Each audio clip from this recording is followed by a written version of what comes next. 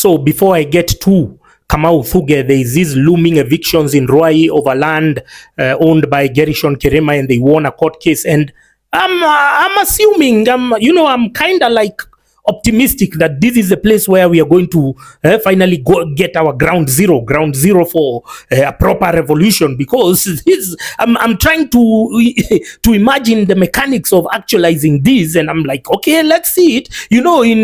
In Mavoko, in Athi River, there were scattered investors, scattered people, and these are middle class and whatever. But in Ruai, that's where this is going to go down, because first of all, we all know that the people who own land acquired it, unscrupulously. These were people who are in government, then exploited their positions for personal gain. So how that court ruling arrived there, I don't know, but because it has happened, let's wait and see. Every day is a miracle. But the more you keep on pushing people, you'll get the outcome that you desire, because this is clearly you are pushing people. It's almost like you're pricking the wound. One day it will become a proper gushing whatever of blood. So there is that, and then. Secondly, we are finding it very suspicious that Parliamentary Broadcasting Unit is no longer online. PBU, what is happening with PBU? This question I've asked it first previously, and now I'm asking it again.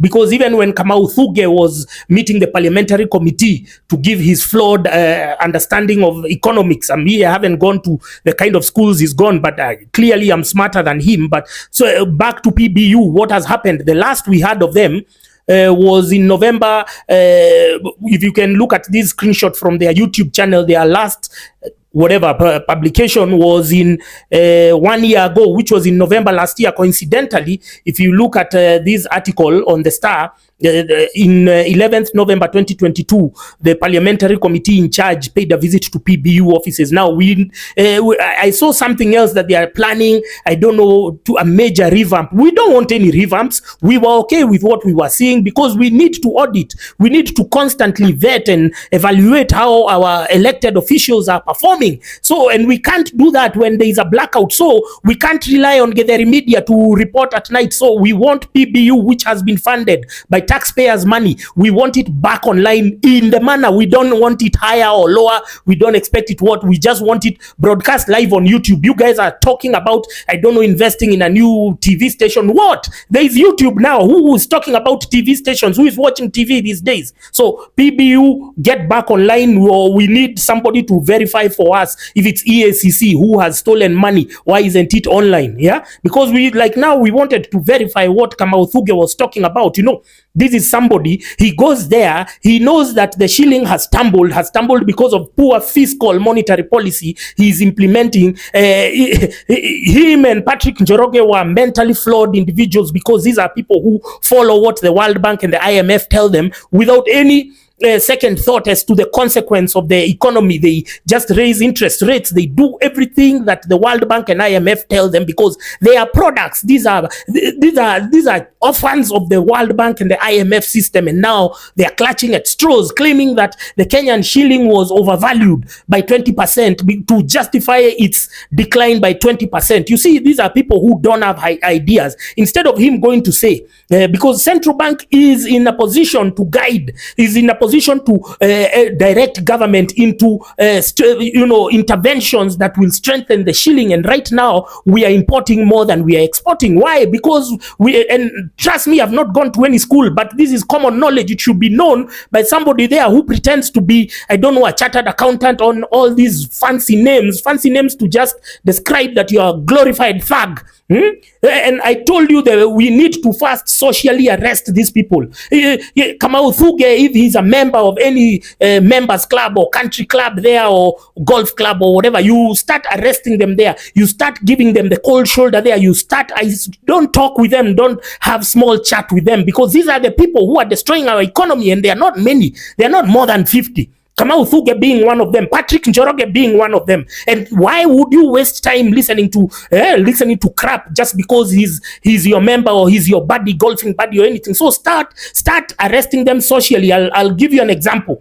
Kimani Ichung'wah was somewhere, and just watch at the way the guys were giving them a cold shoulder. The guys did not have time for them. Just watch as Kimani Ichung'wah is trying to engage them in his cheap and empty rhetoric. Mheshimiwa Rais, mimi nataka tu niwaambie hawa vijana wetu, sababu naona watu wa bodaboda hapa, naona watu wako kwa soko, naona mahawkers. Kwanza kabisa hawa ndio watu ulisema utaundia serikali na utaunda serikali na wao. Na nikushukuru sababu kuanzia mwezi ujao kwenda Januari, ile mswada rais ametia kidole siku ya Friday wa NHIF na Universal Healthcare. Wewe ukiwa mtu wa bodaboda upate ajali, hiyo ni emergency, ukienda hospitali unatibiwa, unaenda nyumbani, rais mwenyewe na serikali wanakulipia bill. Wale walikuwa nalipa shilingi 500 ya NHIF, sasa utakuwa ukilipa shilingi 300, uko na kadi yako NHIF, na gharama yote ya hospitali, hata dawa, hata ya kulipa daktari ni serikali itakulipia. Sio ndio kazi mlipea huyu mungwana? Ndio kazi mlimpea? Achape job. You can see nobody is interested in his bullshit. Nobody is responding to his can we call them catcalls. Nobody has time for that. And this is what you need to do if KAMAU THUGGE is in your members club. You need to start ignoring these guys. You need to start not tolerating small talk with them, because these guys are literally destroying the economy, and it's deliberate, it's premeditated, because they have been told, these are KANU charlatans. They have been told by somebody that if the more poor people are, the more easier it is to control them. So it's amazing how these boomers think they are logic, they are rational, because this kind of mentality is supposed to be outdated, it's supposed to be extinct, but here they are doing stuff that was done 30 years ago. They are doing it now. They are destroying the Kenyan economy. Within a short while, they are going to start printing money. I mean, it doesn't need a rocket scientist to say that because Rigiji is killing the coffee sector, that's why our dollars are decreasing, our dollar reserves are decreasing. It doesn't take a brain surgeon to tell you that we have sacrificed the Kenya Petroleum Refineries Limited,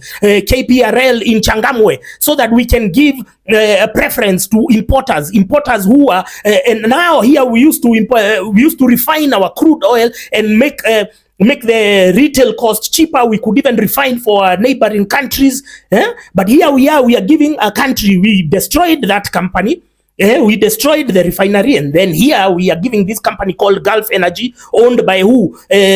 Francis Koome Njogu and a guy called Rotich. All of this happened during the tenure of Kiraito Murungi, when he was the Minister of Energy. And don't forget that it is still that time that KPRL died. So this was all coordinated so as to give importers preference. We are giving we are denying incentives, and we are giving preference to importers instead of farmers.